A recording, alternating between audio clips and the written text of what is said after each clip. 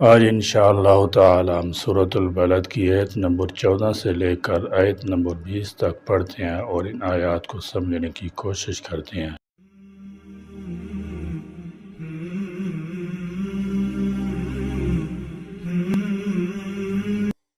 اعوذ باللہ من الشیطان الرجیم، بسم اللہ الرحمن الرحیم۔ او اطعام فی یوم ذی مسغبہ یتیما ذا مقربہ او مسکینا ذا متربہ ثم کان من الذین آمنوا وتواصوا بالصبر وتواصوا بالمرحمہ اولئک اصحاب المیمنہ والذین کفروا بآیاتنا هم اصحاب المشأمہ علیہم نار مؤصدہ۔ او اطعام یا کھانا کھلانا، فی یوم ایک دن میں، ذی مسغبہ بھوک والے کو۔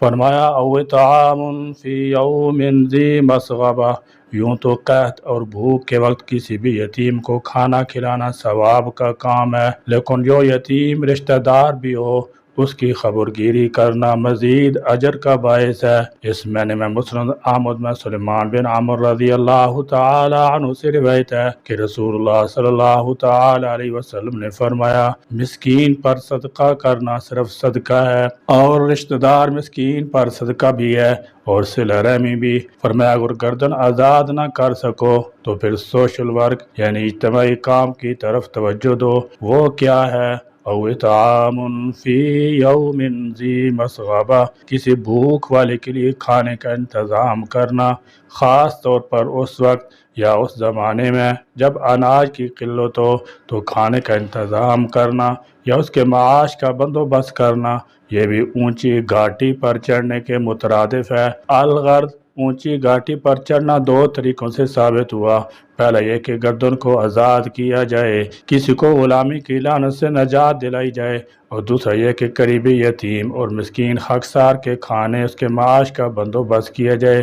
ایسا یتیم مسکین جس کا کفیل کوئی نہ ہو، جس کا پرسان حال کوئی نہ ہو، ایسے شخص کے لیے نہ صرف وقتی طور پر کھانا کھلانا ضروری ہے بلکہ اس کے لیے ذریعہ معاش مہیا کرنا بھی لازم ہے تاکہ وہ ہمیشہ کے لیے خود کفیل اور دوسروں کا دستہ نگر نہ رہے۔ یتیمن، کسی یتیم، ذا مقربہ، قرابت والے کو۔ کسی نے حضور صلی اللہ تعالی علیہ وسلم سے دریافت کیا اسلام کی خصلتوں میں سے کون سی باتیں بہتر ہیں، تو آپ صلی اللہ تعالی علیہ وسلم نے جواب میں فرمایا، محتاجوں کو کھانا کھلانا بہترین خصلت ہے، اس پر مال خرچ کرو۔ تم کہتے ہو اہلکت مال اللبدا، میں نے منگنی بیاہ میں اتنا مال خرچ کر دیا، بلڈنگ پر اتنی دولت لگا دی، کھیل تماشے پر اتنا روپیہ بہا دیا، صرف کر دیا، بلکہ خرچ کرنا تو غربا پروری پر خرچ کرو، یتیموں پر خرچ کرو، مساکین کے سر پر دست شفقت رکھو، محتاجوں کا بھلا کرو اور لوگوں کو غلامی کے پھندے سے آزاد کرو، قرضداروں کا قرض ادا کرو، جہالت کی تاریکی میں علم کی شمع روشن کرو، کفر شرک کی غلاظت سے لوگوں کو پاک کرو۔ ان کاموں کے کرنے سے تمہیں اطمینان قلب حاصل ہوگا۔ اونچی گھاٹی پر چڑھنا اسی کا نام ہے۔ او مسکینن، یا کسی مسکین کو، ذا متربہ، خاک نشین کو۔ اس گھاٹی پر چڑھنے کے چار کام یہاں بیان کیے گئے ہیں اور ان چاروں کا تعلق اللہ کی راہ میں مال خرچ کرنے سے ہے جو انسان کو تباہ ناگوار گزرتا ہے۔ اب یہ بتایا جا رہا ہے کہ اگر مال خرچ کرنا تو اس کے لیے بہترین مصرف کیا ہے۔ بہترین مصرف یہ ہے کہ مال خرچ کر کے کسی غلام کو آزادی دلا دی جائے، اس کی مکاتبت میں اس کی مدد کی جائے، قحط کے دنوں میں لوگوں کو غلہ مہیا کیا جائے یا انہیں کھانا کھلایا جائے، یتیموں کی پرورش کی جائے، اور اگر وہ یتیم قرابت دار بھی ہوں تو وہ اور بھی زیادہ پرورش اور امداد کا مستحق ہے اور زیادہ ثواب ہے۔ یتیموں کے علاوہ دوسری ضرورت مندوں کی ضروریات کو پورا کیا جائے جن کے رہنے کا گھر نہیں، سونے کو بستر نہیں، پہننے کو لباس اور کھانے کو غذا بھی میسر نہیں۔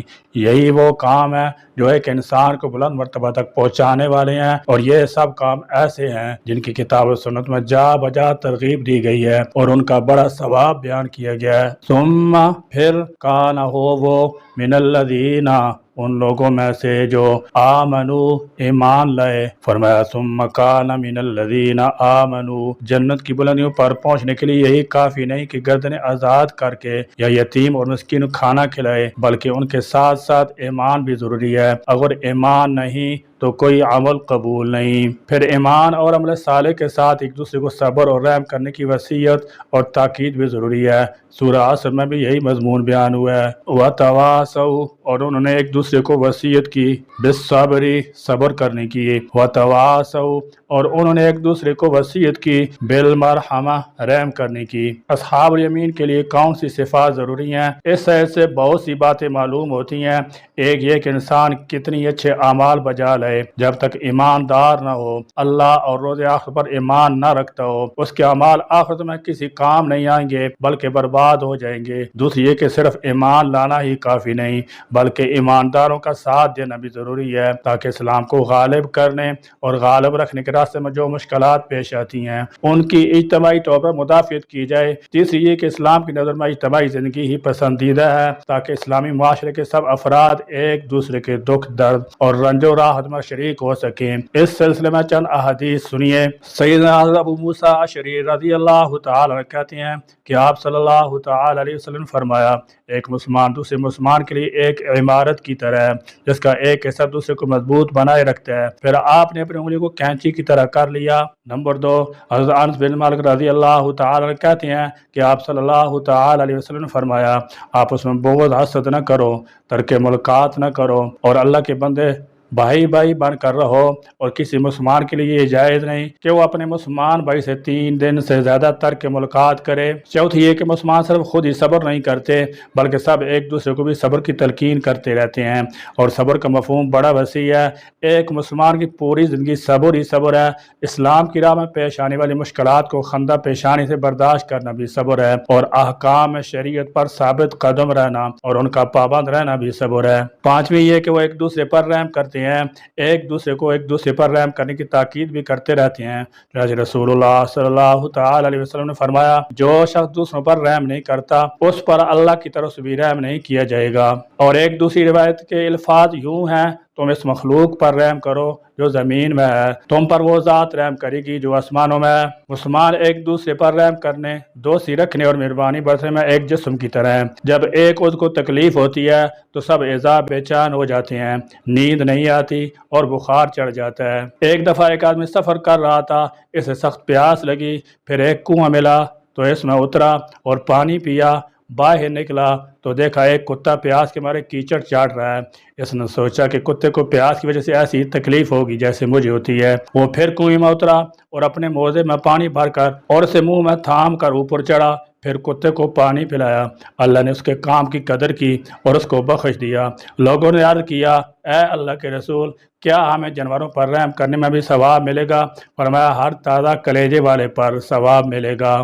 الغرض بیان کردہ اعمال خیر اسی وقت نافع اور اخری سعادت کا باعث ہوں گے جب ان کا کرنے والا صاحب ایمان ہوگا۔ اولئک، یہ لوگ، اصحاب المیمنہ، دائیں ہاتھ والے ہیں۔ فرمایا اولئک اصحاب المیمنہ، دائیں ہاتھ والے سے مراد یہ ہے کہ انہیں ان کا اعمال نامہ دائیں ہاتھ میں ملے گا، اسی طرح بائیں ہاتھ والوں کو ان کا اعمال نامہ بائیں ہاتھ میں ملے گا۔ اصحاب المیمنہ کا دوسرا معنی ہے برکت والے، خوش نصیب، اور اصحاب المشأمہ کا معنی ہے نحوست والے، بد نصیب بھی ہے، یعنی جن ایمانداروں میں مندرجہ بالا صفات پائی جائیں گی تو ایسے ہی لوگ وہ خوش نصیب ہیں جنہیں عرش عظیم کے دائیں طرف جگہ ملے گی اور اعمال نامہ ان کے دائیں ہاتھ میں دیے جائے گا۔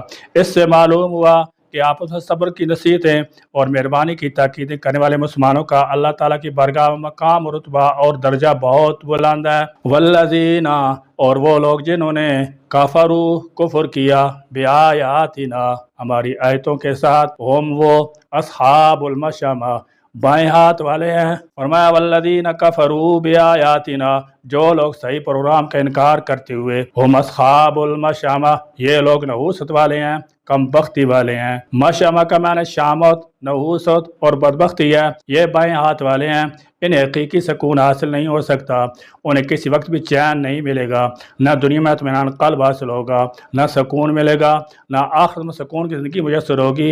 ये वही लोग हैं जिनकी ज़हनीत गंदी थी, शिरक में मुब्तला थे, खुद गर्जी ज़रप्रस्ती उनके रगो रेशम में समा चुकी थी।